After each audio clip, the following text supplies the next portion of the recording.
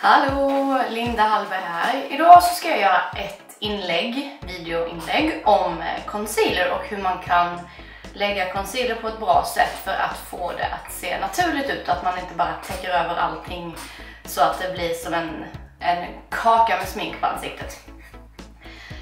Och det som jag kommer använda nu, det finns såklart massa olika typer av concealer, så det här är faktiskt inte ett sponsrat inlägg, utan det här är för att göra det hela mycket enklare för er.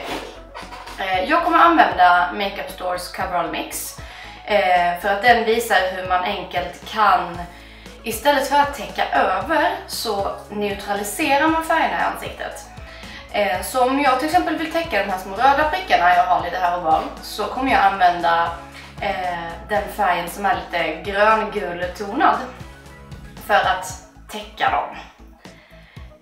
Och då kan man då, helt beroende på vilken hudfärg man har, så finns det i den här som är den ljusa, så finns det en ljus färg också som du kan använda för att blanda ut om du känner att det blir för gult i ansiktet. Sen finns det även en mörk variant också, och sen så har även MAC en jättebra palett för mörkhyade. Så det finns någonting för alla. Men nu kommer jag i alla fall börja med den gula. Och jag använder en borste från Real Techniques som jag tycker är väldigt bra när man ska jobba in concealer.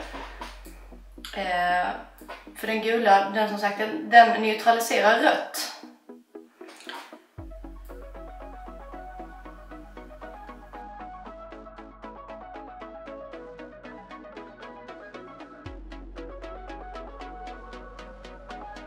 Och den neutraliserar rött utan att täcka för mycket liksom. Om man säger vissa concealers eller liksom såna här stick som finns, de innehåller egentligen ingen färg utan, eller så här, inga pigment direkt, utan de är, om man säger, hudfärgade. Och de jobbar inte med att neutralisera som en neutraliserande concealer är. Och neutraliserande concealers är personligen mina favoriter, eftersom att de inte täcker över så mycket så att man känner sig som en kaka. Som ni ser här redan nu så är jag mindre rödprick i ansiktet när jag använder den här. Alltså så har jag lyckats skrubba mig i pannan lite för hårt. Jag var lite torr och så tyckte jag att nu måste jag skrubba bort det här torra, och då tog jag en handduk, skrubbade jättehårt i min panna.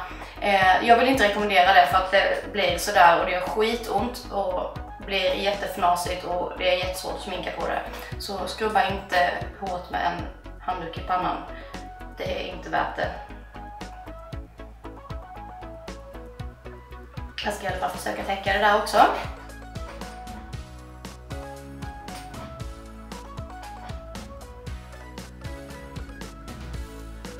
Så då har jag väl täckt liksom det mesta.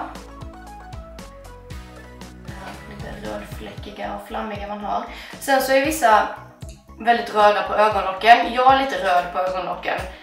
Så jag kommer använda lite av den här färgen där också faktiskt. För vissa är ju blåa, eller mer åt det blå, liksom mörka hållet runt ögonen. Och då ska man använda en annan färg som jag ska visa er alldeles strax. Men eftersom jag är lite röd på ögonlocken så kommer jag använda den gula där också.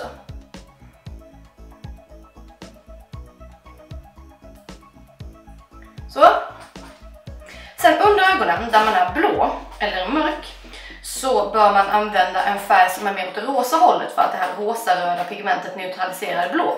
Och då kommer jag använda den som är rosa, och känner man då att den blir för rosa under ögonen så kan man alltid blanda ut den med den ljusa. Eller om man tycker att, för den här concealern är ganska så liksom fast och tjock i konsistensen, då kan man ta sin ögonkräm till exempel och blanda ut lite grann så att den blir lite tunnare och lägga under ögonen.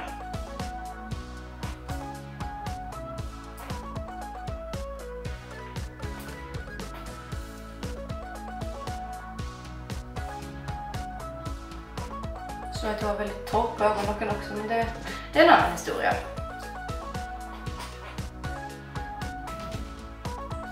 Så det är någonting.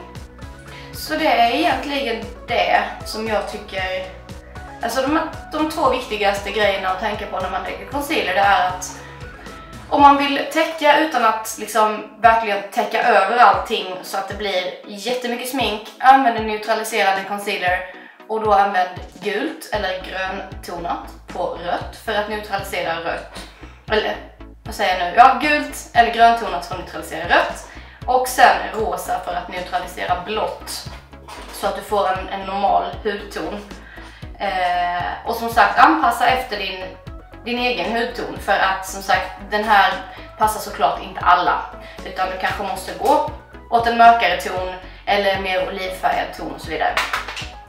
Men det är så man gör och jag tycker det är enklast att jobba med en pensel till det.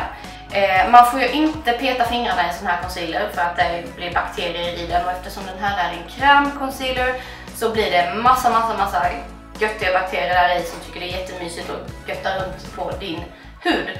Och är det då finnar du vill täcka till exempel, så kanske det blir så att du får fler finnar istället för att du är här i och geggar med fingrarna.